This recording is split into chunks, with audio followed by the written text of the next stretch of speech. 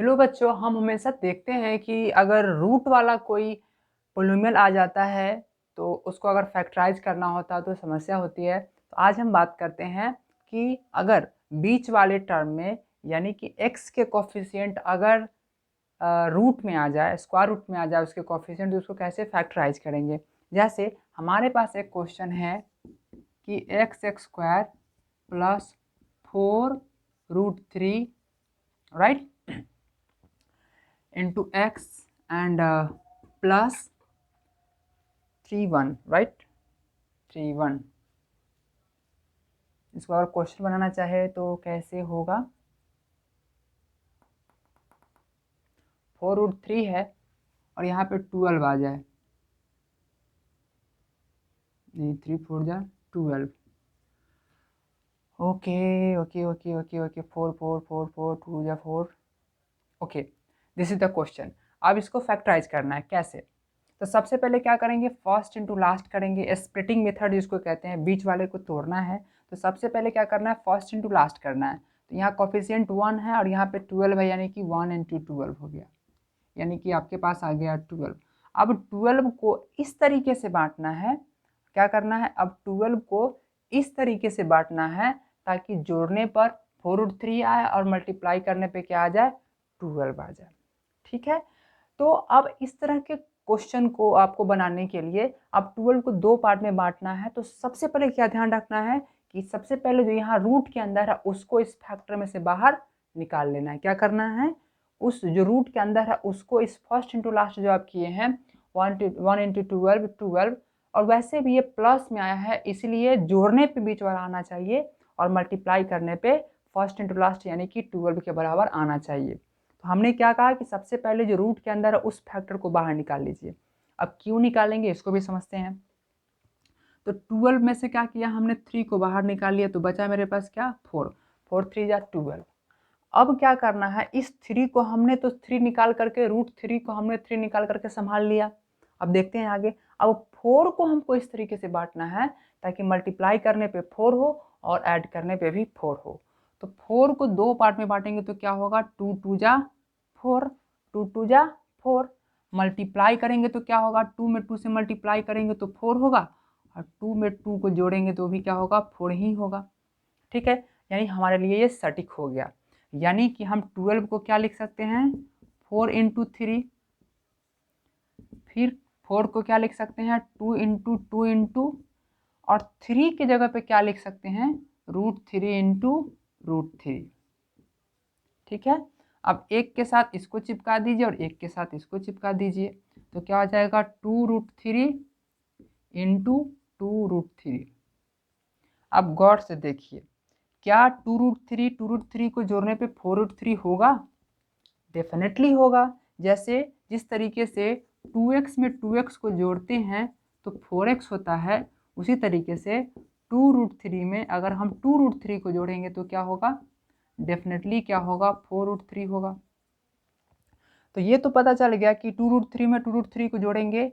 हम थोड़ा सा यहाँ पे चेंज कर देते हैं, एक्स वहाँ भी है तो 2a में 2a को जोड़ेंगे तो 4a होगा। उसी तरीके से 2√3 में 2√3 को जोड़ेंगे तो 4√3 होगा। ठीक है, 2 गो कुत्ता में 2 गो कुत्ता जोड़ेंगे तो 4 गो कुत्ता होगा। ठीक है, 2 गो गधा में 2 गो गधा को जोड़ेंगे तो 4 गो गधा होगा। Do you get it.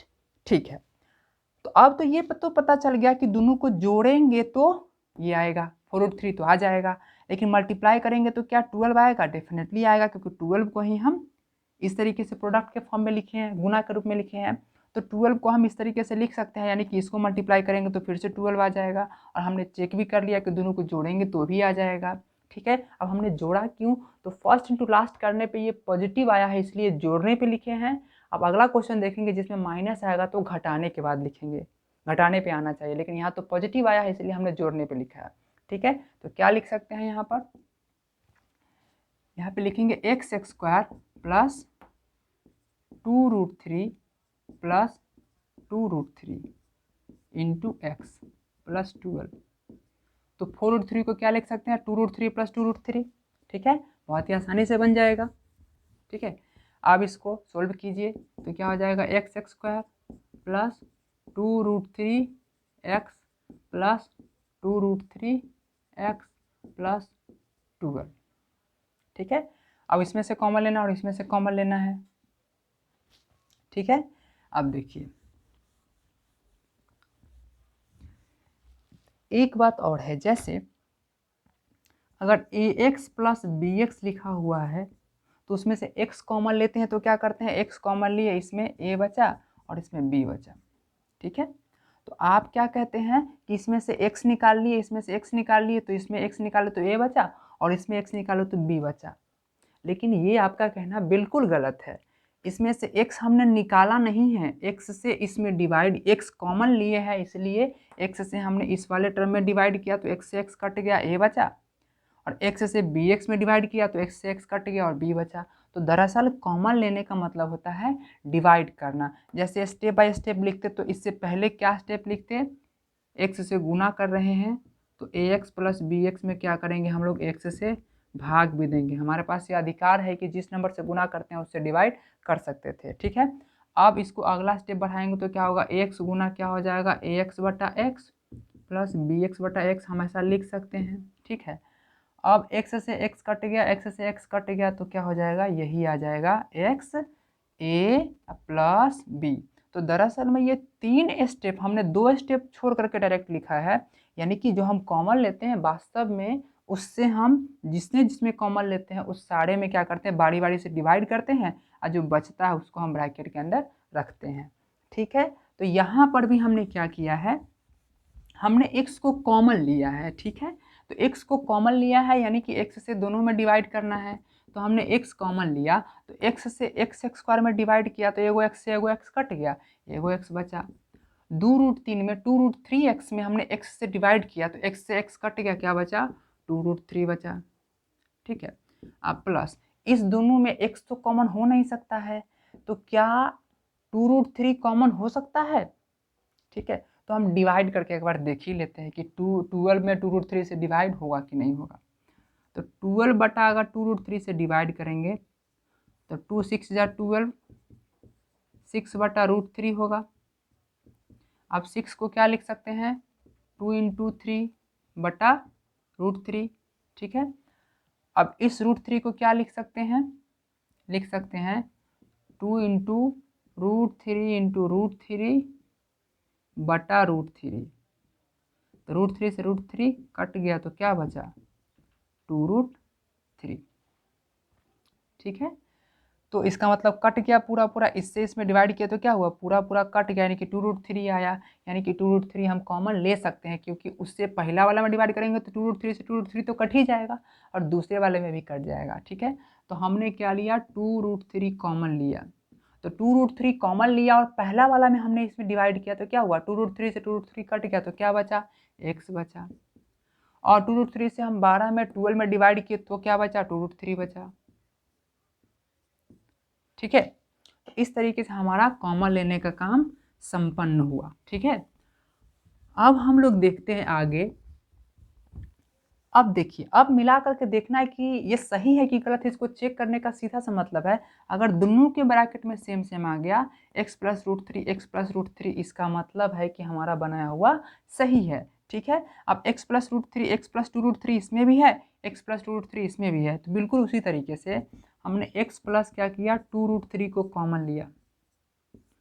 तो ये जो पहला टर्म है उसमें से x प्लस 2√3 ले लिया, इसका मतलब x प्लस 2√3 से इसमें डिवाइड किया तो x प्लस 2√3 से x प्लस 2√3 कट गया तो क्या बचा, ब्रैकेट में x बचा। यहाँ पर क्या है, x प्लस 2√3 से x प्लस 2√3 कट गया तो क्या बचा, सिर्फ, और बीच में जो प्लस है तो प्लस रहेगा ही, क्या बचा, 2√3 बचा। तो इस तरीके से ये क्वेश्चन बन गया। ठीक है, तो इसी तरीके से क्या होता है कि अगर बीच वाला स्क्वायर रूट अगर रूट में दिया हुआ है उसका कोफिशिएंट तो इस तरीके से बना सकते हैं। ठीक है, जैसा कि हमने कहा कि अगर अगर फर्स्ट इंटू लास्ट करने पे निगेटिव आता तो घटाने पे आना चाहिए, जैसे 2√5x। तो यहाँ फर्स्ट इंटू लास्ट करेंगे 1 -15, 1 इंटू -15 क्या आ गया, -15। अब ये माइनस में आ गया, इसका मतलब है कि इसको इस तरीके से 2 बार में बांटना है ताकि घटाने पे बीच वाला आना चाहिए। क्या होना चाहिए, घटाने पर बीच वाला आना चाहिए। लेकिन यहाँ भी नियम वही है, ये सब के बावजूद यहाँ जो रूट में है उसको पहले ही निकाल लेना है, ठीक है। तो 15 में से हमने क्या किया, 5 को पहले निकाल लिया, तो बचा क्या 3। अब 3 को इस तरीके से बांटना है ताकि घटाने पे 2 आ जाए।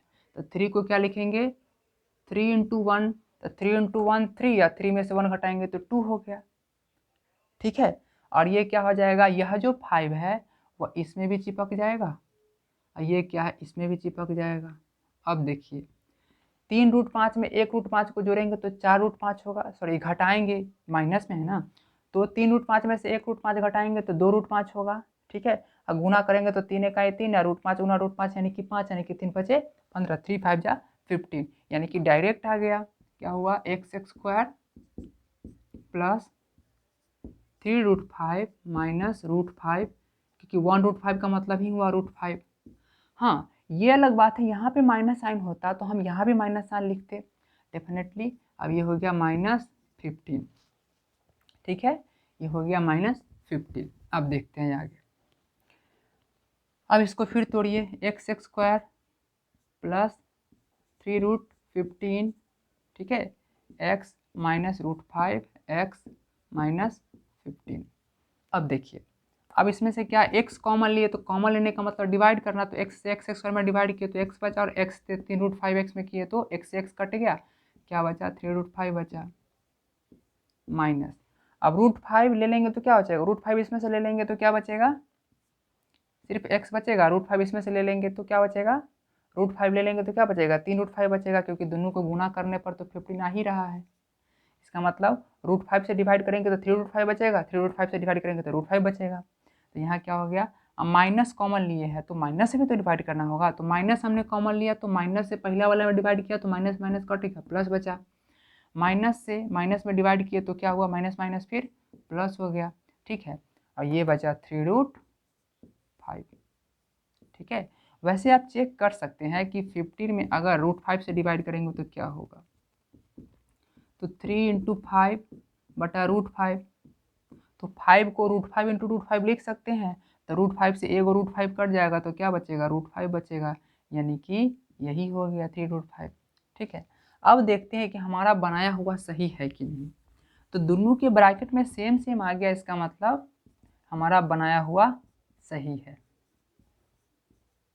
ठीक है। तो इस तरीके से हो गया x माइनस 1। अब देखिए x प्लस 3√5 से इसमें डिवाइड किए तो x बचा, अब x प्लस 3√5 से इसमें डिवाइड किए तो x प्लस 3√5 से x प्लस 3√5 में डिवाइड करेंगे तो क्या होगा, 1 मरतबे कट जाएगा, ठीक है। अगर आप हटाने की बात कीजिएगा तब तो 0 हो जाएगा, हटाना मतलब घटाने की बात कीजिएगा तब तो 0 हो जाएगा, लेकिन वास्तव में यहाँ 1 लिखे हैं, 1 लिखा ही जाता है, क्योंकि वास्तव में x प्लस 3√5 हम हटा नहीं रहे हैं, x प्लस 3√5 से x प्लस 3√5 में डिवाइड कर रहे हैं।